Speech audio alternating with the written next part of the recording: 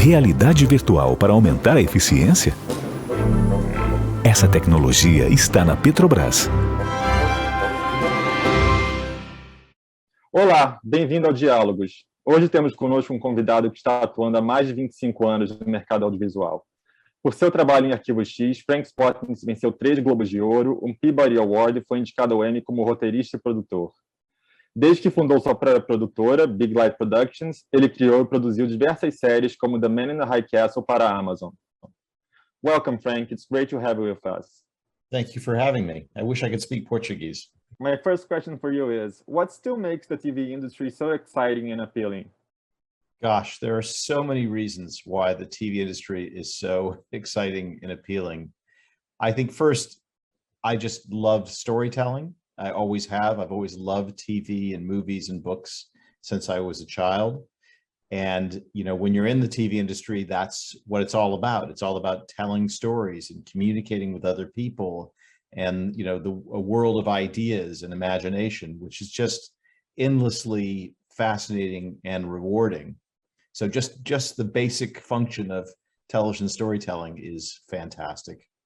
But then when you combine that with the times we're living in right now, which is by far the most exciting time for television ever. You know, there's never been more television being made with more resources, with a greater diversity of topics and diversity of storytellers having access to television and then sharing those stories all over the world.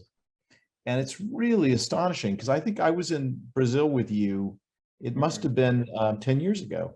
Yeah. And you look at the TV landscape today versus the TV landscape 10 years ago, and it's completely radically changed, you know, largely due to the advent of the streaming services, you know, starting with Netflix, but now Amazon and Disney and HBO Max and all the others that are coming in. And it's broken down barriers, and it's created opportunity for storytellers from Brazil and South America, but really every corner of the planet to reach audiences all over the world and in their own language now, which was a dream, you know, only a few years ago and is now a reality. So I think it's just, it's a really, really great career, you know, a great thing to do with your life, and there's never been a better time to do it. Right. Speaking of global distribution, does that affect you as a writer since you're trying to attract a wider audience? It does and it doesn't. I think, you know, my basic function as a writer is still unchanged. And I think when I write, I just try to tell stories that I care about and that I love, in the hopes that if I love the story I'm telling, then other people might love it too. And that's really, you know, the same. What's changed a lot since I began, you know, I began with the X-Files 20 some odd years ago, was that was largely standalone episodic storytelling, 24 episodes a year, incredible volume of work. And now episodic storytelling is increasingly rare, and it's more and more serialized storytelling and shorter runs, 8, 10, 12 episodes a year instead of 24. And so that's a very different kind of storytelling and a very different kind of discipline, because you know your audience is going to consume the show, you know, often in just a few days or less, you know, instead of over the course of an entire year. But I think it's also allowed for more complex and diverse storytelling than we used to do. I still like the old story of the week format, but I really enjoy the pleasures of this approach to storytelling as well. I think it has changed the business of episodic drama a lot, in ways good and bad. You know, for the last 8 years, I've been an independent British television producer. You know, Big Light is headquartered in London, and there are great things and challenging things about having your show picked up by a streaming service. You know, the great thing is that they have the resources to mount very ambitious TV series, and they will pay for them. The hard thing is that economically, it's not always as profitable for independent producers as the old model. You know, in the old model, you retained the right to exploit your show all over the world forever. And if it's being exploited by a single platform, you know, then there's no kind of back end, there's no profit beyond what you're paid up front. Mm-hmm. So that's a trade-off. But you know, I still maintain my overwhelmingly positive and optimistic attitude about this, which is that the pluses for storytellers and audiences far outweigh the negatives. Speaking of the X-Files, creatively, what are the differences of a writer's room that produces 22 episodes per season for broadcast television and a writer's room that is producing a series for a streaming platform? Well, it's interesting because I've been in Europe for so long now, and they didn't really have the culture of writers' rooms here when I started. And I think, you know, I've worked really hard to try and get it adopted here, and it's met with a lot of success. There's actually now quite a few writers' rooms in Europe and all over the world. I don't know that most of them are being run very well, I have to say. I still think we're still in the learning phases of that. And writers' rooms are challenging under the best of circumstances. But when they work incredibly well. And the reason they came to be in America is because we were doing so much television. Because we were doing traditionally 24 episodes of television a year, it's very hard to generate that much quality writing, you know, from a single writer. It's almost physically impossible. There were a few writers who kind of did that. David E. Kelley in the old days comes to mind. I mean, he had a writer's room, but I think he largely wrote his shows himself, which is, you know, astonishing. But most of us mortals find that impossible. So you needed the collaboration of all these minds focused on a show and sharing the responsibility of the storytelling to generate high quality scripts. You know, if you're doing 24 episodes a year, that means you have a new shooting script every 8 business days. You know, a new 52-page script of a high quality ready to go every 8 business days. It's extraordinary. Well, now, because the volume is so reduced, you don't necessarily need, you know, 24 scripts a year. You may only need 8 scripts a year.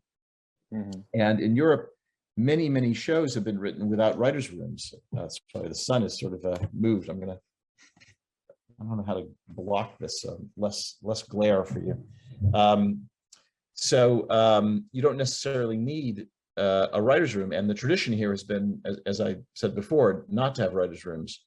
But I still maintain, if you're doing 8 episodes or more, and if it's a series that you want to come back year after year, a writer's room is a really good thing because you go faster. Because if I'm sitting by myself trying to figure out a story, I could be stuck on a single question for hours or even days sometimes. But if I've got a group of 5 writers and we're all focused on this one story question, the odds are we're going to resolve it in minutes. And I'm going to have a diversity of ideas and opinions that I wouldn't have had if I was just sitting by myself, you know, at my desk.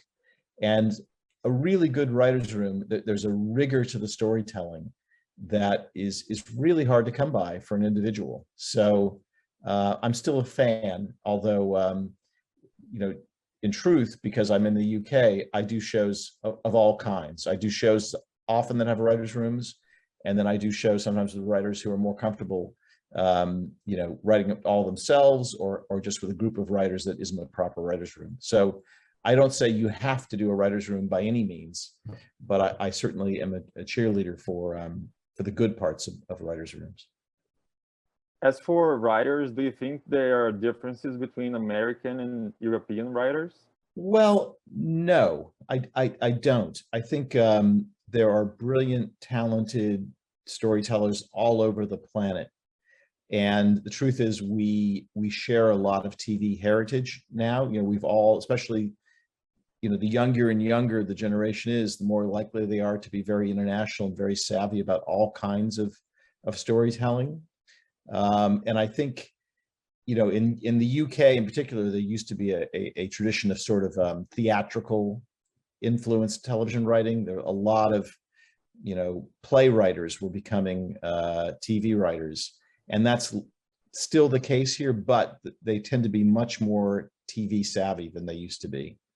So I think there is kind of in a good way, there's a sophistication now among younger writers, especially, who've seen a lot of stuff, who know, all the different approaches to storytelling. They're very savvy. But what's exciting is they are bringing their own culture and their own point of view to the stories that they tell. And so you're not seeing, at least not yet, and I don't think this will happen, you're not seeing a sameness. What you're seeing is a bigger creative and cultural conversation that's traveling the globe. And so I can watch series from, Brazil or Argentina or Chile, or from India or Israel or Sweden, and I'm getting very different approaches and ideas, but a similar level of sophistication in character and conception of the story and of execution. And it's just, it's thrilling, I think. As you mentioned, you run your own company, Big Light Productions. How do you balance your time between being a writer and a producer? Well, I'm used to this because of my background in Hollywood, where, as in Hollywood, writers are trained to be producers as well. They're trained to be what they call showrunners. Mm-hmm. And so as a showrunner on the X-Files and all the other series I did in the US, no 2 days were the same. You're writing, you're breaking story, you're editing, you're music mixing, you're overseeing visual effects or sound mixes, or doing interviews, or budgeting, or recceing. It's all kinds of responsibilities, and very, very much a full-time job plus. So I'm used to that kind of diversity of experience, and I actually really like it. I would be kind of sad now if all I ever did was sit in my room by myself writing. Like, I like the time I have alone, and then I really like the time I have with others, collaborating and talking and actually figuring out how to execute the story we're telling. So Big Light is kind of like that, except that added into that mix, I'm now working with many, many other writers and trying to figure out how to help them tell their stories and bring out the best in them, which, especially as I've been doing this for a while now, I really, really enjoy, and I really appreciate the perspectives that other writers have. And I have enough experience with sort of the craft of writing that sometimes, especially with younger writers, I find I can be helpful in getting them unstuck when they're stuck. And I've also been teaching. I've had the good fortune of teaching in Berlin for the last 8 years. This is actually the 9th year I've started a program for European writers and writers from other parts of the world, learning how to work in a writer's room and how to be a showrunner, which I found really rewarding. Speaking of showrunning, what do you think is more important that makes a great showrunner? Your writing skills or your producing skills? Well, you need both. And I think that's why there's so few people who really do it really, really well. There's actually a lot of showrunners out there now, but there's still a pretty small group that are really excellent at it, because you need to be a really good writer. You're leading this endeavor. And if you can't lead from the front, if there are other people who are far better writers than you, then that's, it's hard for them to have confidence in you and want to follow you. But there are many really good writers who are not good showrunners because they're not good at communicating and collaborating and producing, right? It's not automatic that being a good writer means you're good at those other things as well. And this is one thing I've noticed as this concept of showrunning spreads to other parts of the world, is really good writers are interested in becoming showrunners, which I applaud, which I think I encourage, and I think is a great idea. But it's not something you just automatically know how to do. Producing is a really hard job with a skill set of its own. And so what I tell people is, don't just step into the job as if you know how to do it automatically. You don't. find opportunities to learn from good producers.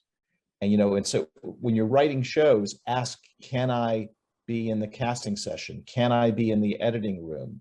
Can I be exposed to all these parts of the process that traditionally have been withheld from writers? In many parts of the world, except for the United States, in many parts of the world, the writers were kept way far away while the producer and the director did all those other things.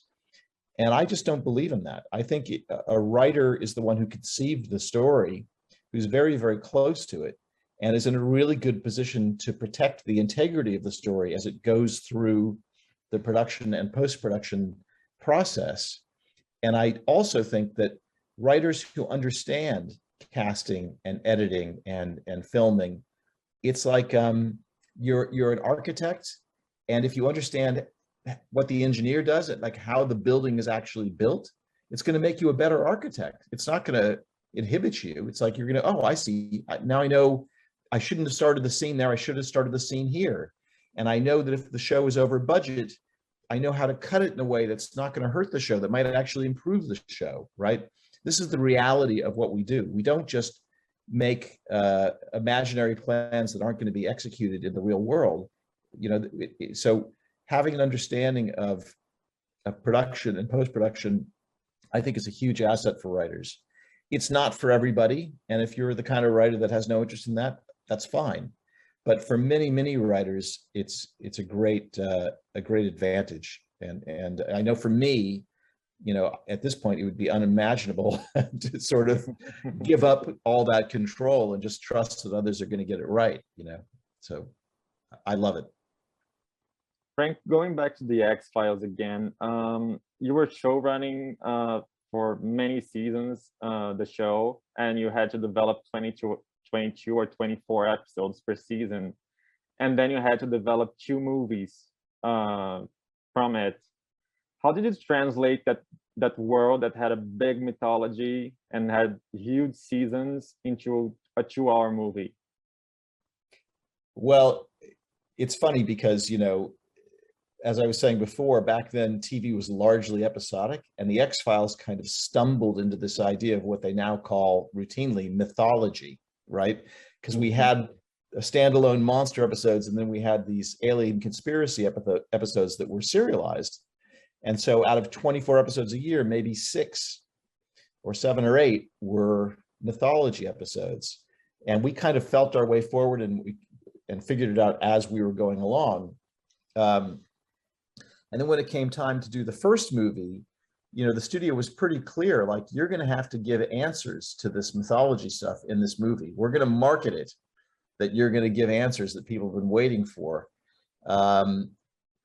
Fortunately, both Chris Carter and I were huge movie fans, and we had a real sense of movie storytelling. And we really made a point, especially in the first movie, of taking advantage of the medium and in a way that you couldn't in a TV series. Beginning with, if you remember, the very first shot of the movie, we're shooting in snow and ice, which is very, very difficult to do in a TV schedule and budget. And then the legend comes up and says, it's millions of years earlier in Texas, which was, for fans who've been watching the TV show and familiar with those legends, it was like it was telling you, announcing immediately, this is a movie and not an episode of the TV show. But it was just knowing that you have to have, a beginning, middle, and end, and a satisfying journey in 90 minutes or so, which is quite different as a discipline, as a storytelling discipline, than television. And then the second movie, I think the studio there was insistent that it had to be a sort of standalone, monster of the week kind of story, which, I look back and I regret, honestly. I'm proud of the movie. I think it's a really good movie, but I think it should have been an alien story, because as it turned out, that's what movie audiences associate with the X-Files. And I think they sort of realized it as we got closer to the release that, marketing the movie was kind of a problem, that it did not have aliens in it. So it was a misstep, I think, strategically, but one that was imposed on us, I must say. It wasn't our idea or inclination, for that matter. Do you still think of developing new feature films, or you think that TV is the best format? It's funny because when the X-Files ended in 2002, I spent probably 6 or 7 years writing a lot of movie scripts because I was a movie fan. But I found I really didn't enjoy the movie business, largely because the writer is not the showrunner in the movie business. The writer's at the bottom of the ladder. And also the movie business is very political, and it's about, what star wants to do it and when is this going to be made. And, there's a lot of things that are out of your control. And the TV business used to be much more rational and much more professional, I would say. It's about schedule and script. And the funny thing that's happened is that the movie business has collapsed, and virtually all the talent from the movie business has gone into the TV business. And now TV behind the scenes is much more like movies, especially in America. And it's kind of unfortunate because now when you're trying to get a project off the ground, it is much more political and unpredictable than TV used to be. And now you see us trying to package our projects like movies used to be packaged, and trying to attach big stars and big directors, and none of which I think is an improvement. Like that's one thing I'm not cheering about and not happy about.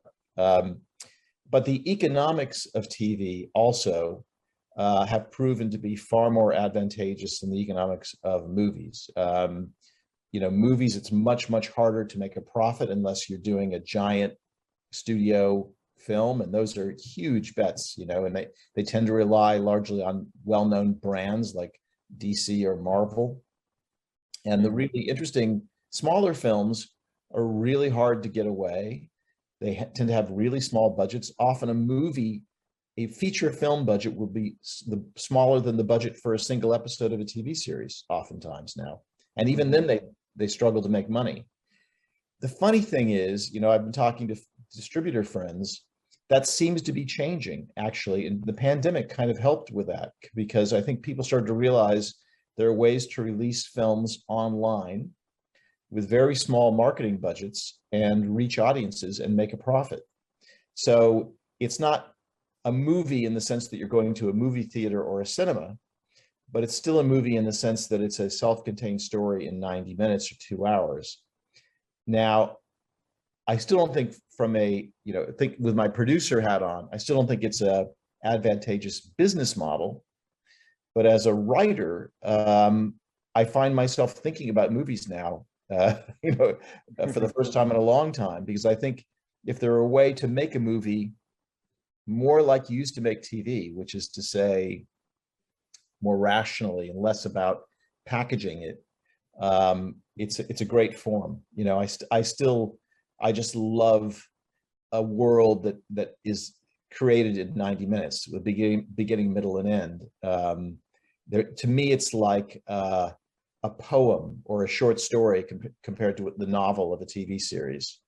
And there's just a beauty of a great movie, to have compressed all of it into that brief space that I just really admire and enjoy. And I honestly, to this day, I still watch more movies than I do TV series, which is sacrilege for somebody like me to say, but the truth. If you could change any aspect of the TV industry as it is today, what would it be? Wow. Well, I'm so positive on the TV industry and the way it is now. I think that there's a process of professionalization that is going on right now globally with the TV industry. I find that the business of making TV, like who the broadcast executives are, who the producers are, who the writers and directors are, those cultures vary wildly from country to country and territory to territory. And some of them are wonderful cultures and very, very successful. A lot of them are not. A lot of them, I think the creative people are not treated properly, are not paid properly. There's a conservatism and in my mind, a backwardness to the way storytellers are treated in a lot of territories. So I think there's a lot of room for improvement and professionalization in a lot of countries. And, as I said, I've been teaching writers for 8 years in Berlin, but I would really love to see a lot of executives and producers and, other people trained as well, and directors too, about collaboration. TV is not a movie. It's not in and out and you're done. It's an ongoing relationship, and it is collaborative. And the better people understand how to work together constructively, the easier it is to be successful and to tell really good stories. And I do see Netflix is aware of this problem and has begun to invest in training and education of all kinds of people for that very reason. But I don't think it should just be Netflix. I think everybody should be doing that. And I have a sense, I can't prove it, but I have a sense that the younger people in all of these countries around the world, the ones who have watched, TV all over the place, are aware things need to change and are open to change. But you kind of need somebody to explain it to you. You can't just make it up, or it's hard to make it up. It's much easier if you can you have models to learn from. So I think that's the thing I would most want for TV right now is more education about ways to make it better. Frank, thank you so much for your time. I hope you can join us next year at Rio 2C in Brazil. Thank you for being with us. Great to see you. Great to see you.